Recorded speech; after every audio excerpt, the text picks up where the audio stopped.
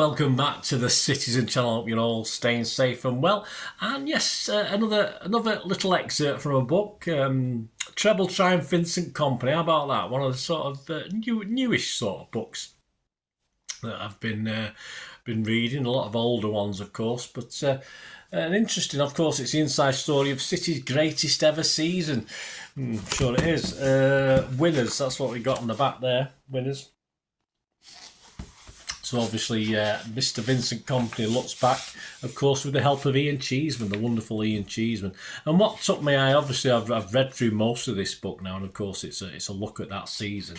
But I liked. I'm just going to read the foreword by Kevin De Bruyne today. His thoughts on Vinny, and if I've got a chance, if we've got a little bit of time, might be a little bit of the introduction as well from Vinny himself. So we're just going to have a look at that. So we're going to have a look at the foreword and then probably a little bit of chapter 1 as well, or the introduction to it.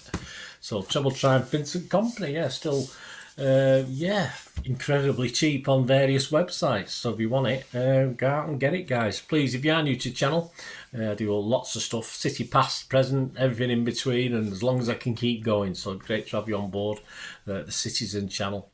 Push that subscribe button, push the bell notification. All these vlogs are coming out, and we do have memberships at the moment. So yeah, just 99p a month if you join this channel, and you get immediate access to all my stuff. As soon as I've recorded something and put it onto YouTube, you will get a membership allowance to go and watch it. And a lot of my stuff isn't published for months because I do a lot of history stuff like this, and history on games and players, etc., etc. So you get immediate access. If there is a script, there's no script for this because I'm just reading from a book.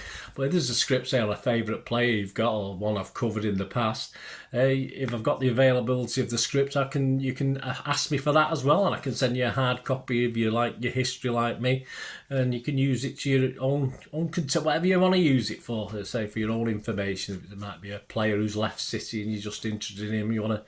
Rather than just keep listening to me, you can have a look and see what I wrote before I spoke it, stuff like that. So that's great.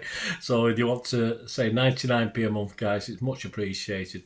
And you will see I've got film and TV stuff as well on the channel, so if that's of any interest. Same thing with that. You get immediate access to all my reviews and information, blogs, etc. But if you just give me a like, that'll be wonderful as well. And we do have sponsors or asking for sponsors at the moment. So if you want to sponsor me, stick till the end and there'll be a list of my socials on screen and we can have a chat, or you can chat to me through YouTube. Just send me a message if you're interested in sponsoring the channel as well. That's another way of supporting me. So thank you very much. Right, let's get on with this. This foreword, first of all, by Kevin De Bruyne. Here we go. It's fair to say that Vinny and I have a special relationship. I've played football with him for a decade now. Not all at City, of course. We started playing together when I was only 17 or 18 for the Belgian national team. I made our debut in 2010 and Vinny was already a key player for our country. At the time, City, through cheeky Bergeriston, were trying to sign me from Wolfsburg, and Vinny was pushing for me to move to Manchester to play alongside him. He called me a couple of times a week during the summer when I was still in Germany, waiting to see what had happened with the transfer. He would constantly ask me when I was coming, saying, "You need to come," always encouraged me to join City. There's no doubt that it's easy joining a club where you know someone already. They can help you settle into the area and get to know your new teammates quickly. As captain, he knew everyone very well, so I was confident he would help to make the move easy, which of course he did. That type of trust helps your friendship to grow even more. It's possible that he's always felt protective towards me. He's a little older than me, but while I appreciate it, I don't think I need to be protected, especially from any criticism I get from the media in Belgium. By the time we played together at City, I wasn't a child anymore. I think his protectiveness was more evident when we were away with the national team. There's definitely a difference in Belgium. Some of the press back home will constantly draw comparisons between me and Eden Hazard. That stopped about 3 or 4 years ago, but I think Vinny has been so supportive to me because of the connection we have together at City. Vinny is a real important player for Belgium. He was one of the first to make a big transfer to another country, and because he did well, the Belgian market opened up. More players followed him, like Maroon Fellaini to Everton. It meant that people in other leagues started to notice footballers from our country. They realised perhaps for the first time that Belgium's had some talent. More and more players got the opportunity to play in bigger leagues. He created a pathway for players from Belgium. In his last season at City, he played a big role in what we achieved at the club. He kept everyone on their toes. It was a very different season from the year before, where we had much more breathing space. I suppose you could say the Centurion season was a little bit more relaxed, whereas during his final campaign, we had to win every game from January onwards. In those circumstances, everyone had to be fully focused and pulling in the same direction. Behind the scenes, he did a lot, but it was a triumph for him, and he played his role perfectly. He recognised what we all needed to do, which is one of his many strengths. It's a team game, and he was always playing his part, even when he wasn't in the team.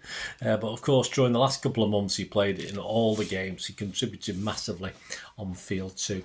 He fulfilled his role as captain just as well during the week as when we played.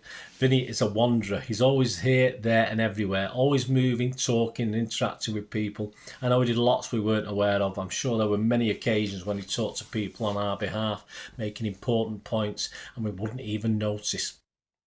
He would talk to coaches and other members of staff all the time. He'd always stay behind after we'd finished training for the day. A couple of times a year, Vinny stood up and gave speeches to us all. He did little speeches, pep talks before games that was different and a bit more significant. His motivation was always to help us as a team or to encourage individuals. No one goes through a whole season without any problems, of course. Sometimes he wouldn't feel the need to say a lot. I think Vinny is very good at knowing what he wants to say and how to get it across. He knew exactly the points he wanted to make, so we would really listen to him. I've seen people give 10-minute speeches and towards the end no one is listening anymore. Vinny might have been on his feet addressing us for a shorter time, but what he said was always to the point and very good. He's intelligent, and during his time at City captain, I think he learned a lot too.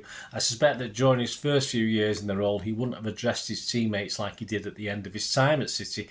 But that's a natural growth process you get as a player, and particularly as a captain. We all know how much he's loved by the City fans. How can you not be aware of his popularity when the crowd sings "Here's to you, Vincent Kompany. City loves you more than you will know." It's lovely, and he gets that recognition and he fully deserves it. It's a big commitment to give nearly 11 years of your life to a team. The largest part of his career has been here at City, and to leave must be a difficult moment. I think the way his playing career ended in Manchester was beautiful. He has a new project ahead of him now, something completely different. I think that's why he wanted to take it. He never gave us any clues that he was planning to leave at the end of the season. I didn't think he was ready to stop playing football, but the chance to take on a new challenge at Anderlecht was just too good to miss. It was something he couldn't resist, especially as he looks to his future. Once he made that decision, it all happened very quickly. I was in the stands for the last home game against Leicester when we had to win, feeling very nervous. It was clear we would just need to score one goal, so I was very happy when Vinny scored. I can imagine that some people might not have wanted him to shoot when he did. Well, there's t-shirts about it, mate. But I'm glad he did. What a goal and what a relief. I've never seen him score a goal like that in training. He's never done that before, despite what he might have said afterwards.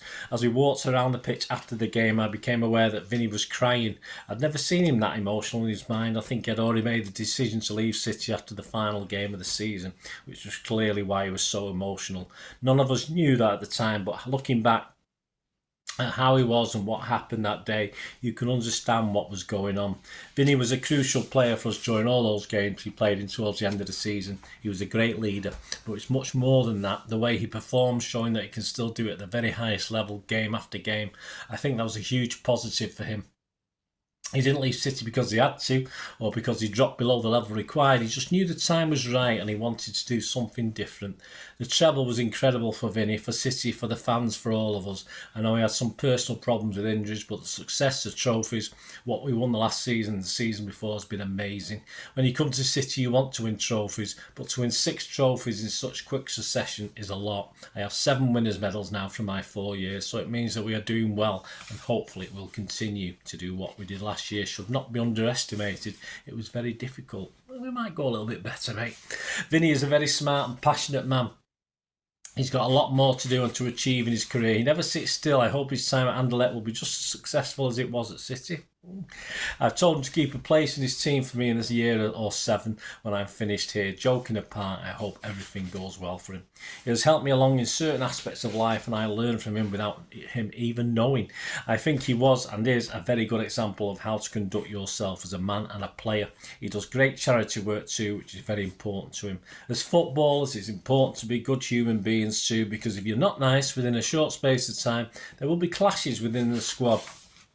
Players like Vinny and I are judged by the supporters and everyone else on how we perform, but we work hard in, day out with each other, just like the group as a whole. We are good together, and he was definitely one of the guys who set that precedent from the beginning, and so it felt like everyone else had to follow. I will definitely miss him being around City, but I'll still see him while on international duty with Belgium. I will try to watch a couple of Anderlecht's games between matches for the national team. We're still in contact, so for me it will only be a little bit different. I will see him sooner and more often than other guys. After the parade where we passed through the streets and were cheered by thousands of City supporters, Vinny made a short speech to the fans. I didn't know he was going to perform his dramatic mic drop at the end, and I don't know if he planned to drop it, but Vinny does what he does, and that was his moment, so just let him enjoy it. It was the perfect way for him to leave City. And I'll have a quick the introduction. In the past, I've resisted the many offers I've had to write a book. This is Vinny, of course. The early part of my life and career, because I felt I'm still only young. I've seen other people bring out books relatively early in their lives and always thought that it was strange for me, though the time does not now seem right with my playing time at City over and having finished my career on such a high. It also just happened to be a historic season that ended in such an emphatic and emotional way. So I say this not only as a bit of a thank you to those who've supported me, but also a way for me to give a bit of an insight into what it was like to be part of such an incredible team, an incredible era, and what it took to get to this point. I hope that City's fans and even supporters of other clubs will enjoy reading my account of such an extraordinary season.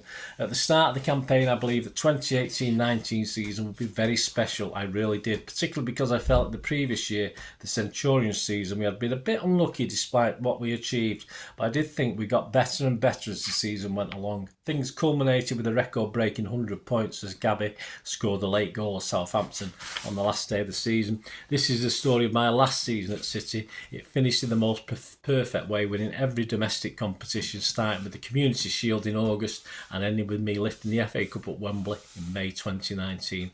Along the way, I kept myself motivated during the periods when I wasn't in the team every week, and on the penultimate day of the Premier League season, I scored that vital special goal against Leicester City.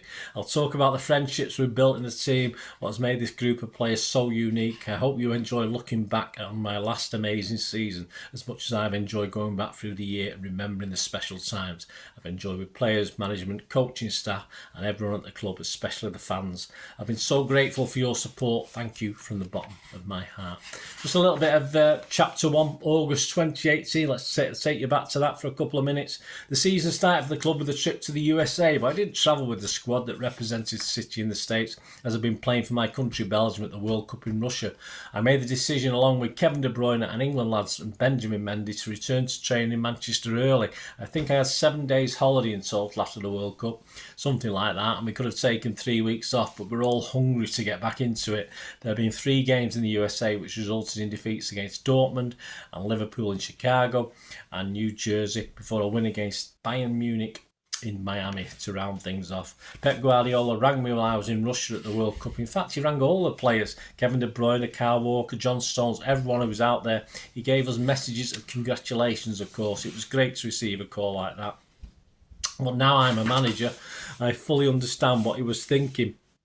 I'm sure there was a part of him that just wanted us to come back to City as early as possible with no injury concerns. So although he wished us continued success, he'll have known that getting knocked out early would have meant they'd have us back preparing for the new season that bit sooner. Yes, we all wish that, don't we? It must have been in 2 minds.